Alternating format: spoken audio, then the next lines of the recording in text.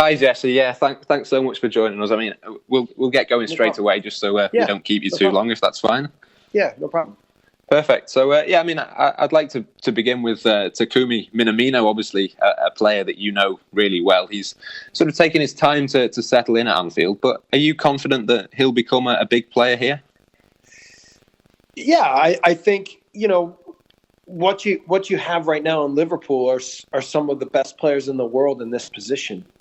So, Taki's still young and he will need to adapt. And, he's not a pure explosive player like Sadio Mane or Mo Salah. He's more of an intelligent player that has physical qualities, but is a really intelligent footballer. So, it may take time for everyone to fully appreciate his qualities, but it will come. We've seen it here that his ability to understand tactical systems, his ability to understand how to find attacking moments, be good around the goal, is all quite good. So that's what I think. It may take a little bit of time, but eventually it'll come together for him.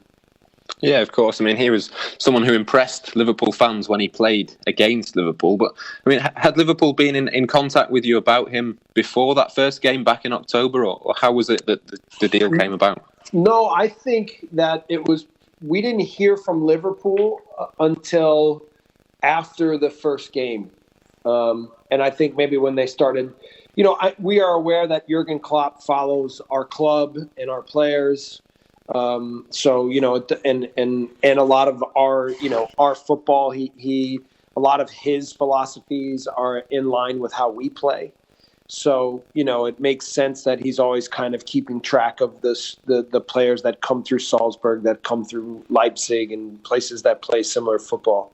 So, but we heard from them after the first game.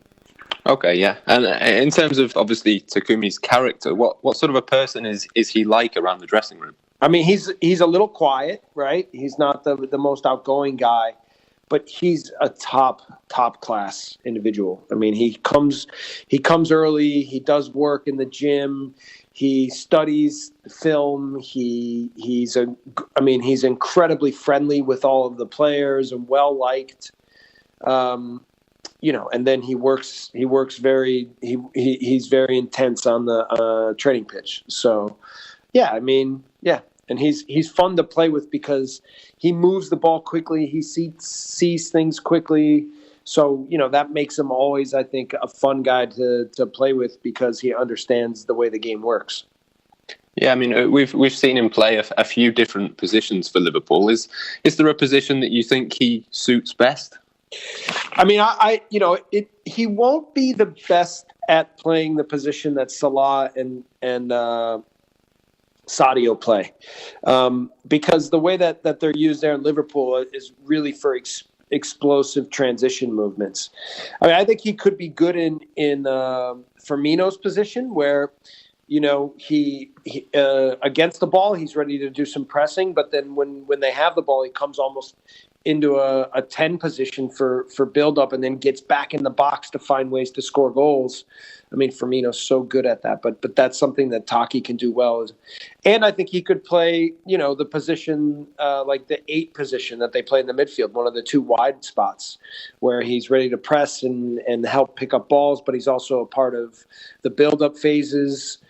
Because he's so intelligent, I think either Firmino or the positions alongside the 6 in the system that they play in Liverpool would be good for him. Yeah, absolutely. I mean, obviously, you know him well. Have you spoken to him at all since he moved to England? We've texted more and just kind of checking in on different things, see how things are going, see how he's enjoying it. I give him a hard time about learning better English and because I had to learn so much German here. Now it's his turn to come to my side a little bit more. So, but yeah, he knows it's, nothing's going to be given to him, but he's willing to work for whatever. That's his mentality. Yeah, I'm sure. I mean, are you aware of sort of how his English is coming on or how happy and how settled he is in Liverpool? Yeah, I mean, he's happy there. He said, he's talked about training being good. He's talked about the guys being good guys and, Yeah, he's not the kind of guy that would say, you have to also understand the Japanese culture a little bit. It's he's not the kind of guy that's ever going to complain about anything. And he's always going to be, talk about doing his job and be focused on being a good professional. This is kind of the fun of being a football manager is you get to work with people from different cultures and you get to learn about, how they operate. And in the end, you're trying to still break some cultural barriers so that there's good communication and good relationships. But from a cultural and personality perspective, Taki will only show up every day and do everything possible to try to improve. Absolutely. Just to move on a little bit then, you obviously managed at Anfield earlier this season. I'm sure the viral video of you at half-time is something you get asked about quite a lot. It prompted Jurgen Klopp to say he'd quit if Liverpool ever wanted to do something like that. Yeah, but now I'm seeing that they might be doing a documentary. I wasn't aware of that, to be honest. But I've been reading that there's a couple companies that are trying to create that kind of relationship with Liverpool. So yeah, that's certainly interesting. Just in terms of that video, is that something you were happy with at the time, or did you have any complaints about that? Yeah, I wouldn't say I was happy. When all these documentary videos come out, they can be uncomfortable. Like, I hate watching myself speak German. It's painful. Yeah, of course. But it's, I went through this in the US. People love this content now. I watched The Last Dance with Michael Jordan as soon as it would come out, and I couldn't wait to watch the next episodes. Real life those are the most interesting stories. So, we had a story to tell this year about Champions League with our club. It had been so many years and that we've been fighting to get there, and we finally achieved that goal. And people wanted to see our story. And in the end, the halftime video, the only thing that I always say about content, real content inside of a team, is you have to make sure that it really represents not just one individual, but that it represents the whole group. We had, in that moment, I felt like the focus was a little bit too much on the coach and not enough on the full team. And in the end, regardless of what was said at halftime, the team the entire group of people, the trainer, the coaching staff, the players, we all, managed to be better in the second half together. So that's what's important for me, is that the content is also, it translates clearly what the environment is. Absolutely. As you say, it was an incredible game of football when you came to Liverpool. What was it like to manage at Anfield on a Champions League night? Yeah, the energy was awesome. And I must say the pitch was in immaculate condition. And the pitch was wet. So in terms of creating a high level of speed and high level of the game, it was fantastic, right? But, have I coached at Anfield before? No, but I've coached as an assistant in World Cups. I've coached, in final matches. I've coached as an assistant in Europa League. I've coached in the DF, the Cup final in Germany. And I was a player. This is my life. This is our lives, right? We've been doing the younger players here. They haven't been doing this quite as long, and maybe it's a dream to play in Champions League against Liverpool. But in the end, my focus is always on preparing our team and making sure that we're going to be at our best when the lights are the brightest. So that was my focus, and that was that was also a big part of the message for why I handled halftime the way I did, is because I knew our team could be so much better. So, yeah, that's my focus. Yeah, absolutely. Of course, I appreciate that. You've also obviously worked with Timo Werner at RB Leipzig, and it would be remiss of me not to ask you about him. Do you think he'd be the right fit for Liverpool? He'd be an incredible asset for Liverpool. He's one of the...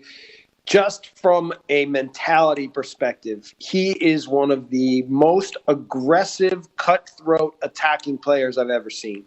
And if a defender stops him on one play, it doesn't faze him at all. He wants the ball again, and he's attacking again and again and again and again. And for Liverpool, he could play any of the front three positions. He would be fantastic in any of these spots. So from a footballing mind, from an explosive perspective, from a finishing perspective, from a, from a mentality perspective, he is an incredible player and has incredible potential to continue to get better. So it won't be cheap for Liverpool, but that would be a great asset for them. That's for sure. You mentioned there that we've seen him play all across the front line this season. What do you think is his best position out of the three, or is the sort of appeal that he can play across all of them? Yeah, I mean, he can because he's intelligent, but he likes drifting to the left side. So even when he plays as a double striker, he likes to drift a little bit more to the left side and then be ready to either run without the ball, slashing behind the back line of the opponent, or get balls on the run and go 1v1 or come in on his right foot. But he can do this from the right, from the left. He's so smart at finding space and timing his runs behind, and his pace is incredible. And then his finishing ability at speed. So, I mean, he from an attacking perspective, he has if any weaknesses, very few, if any. And then even his ability to work against the ball and work for the team is also quite good. And, and he's fit all the time. That's another thing that you can't underestimate. He's always fit. So he's almost never injured. So that's a big asset to have for an explosive attacking player as well. Yeah, absolutely. We've seen Timo Werner linked. Obviously, Minamino's already made the move. Do you think there's something about players who've played for either Salzburg or Leipzig who are maybe better prepared to come to Anfield because of the similarities in style of play? Yeah, Jurgen Klopp thinks similarly to Ralf Rangnick and to the way we think. So he's always looking. Naby Keita. He's always. And they have the kind of money at Liverpool where they can come out and get some of these players. So, I mean, you could extend it to players like Upamecano. You could extend it to other players we have here like Hee-chan Wang or Enoch Mwepu, or, there's a lot of players here that would fit the Liverpool system really well. So, he's smart. And listen, when you're scouting, it's one of the hardest things to do is understand how will a player adapt to a new culture, a new system?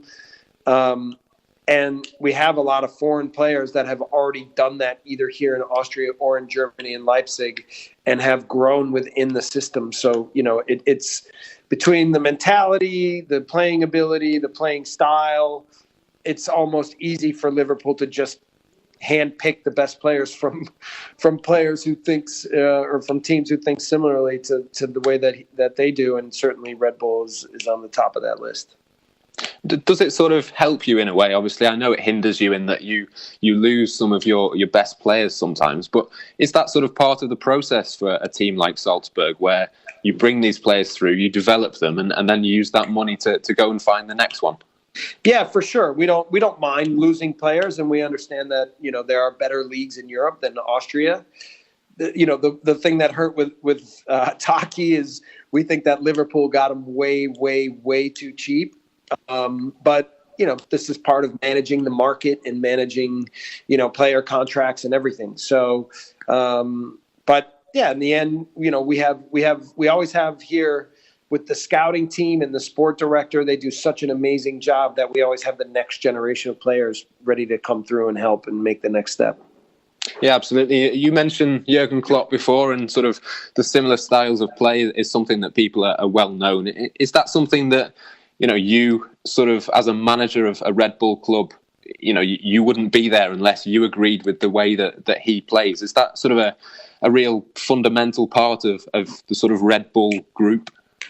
Well, two things. I've never been told I have to play a certain way. We have philosophies here, and then we talk about our philosophies and we teach them at different levels. But even in the academy, it's not that we ever say you have to play this way.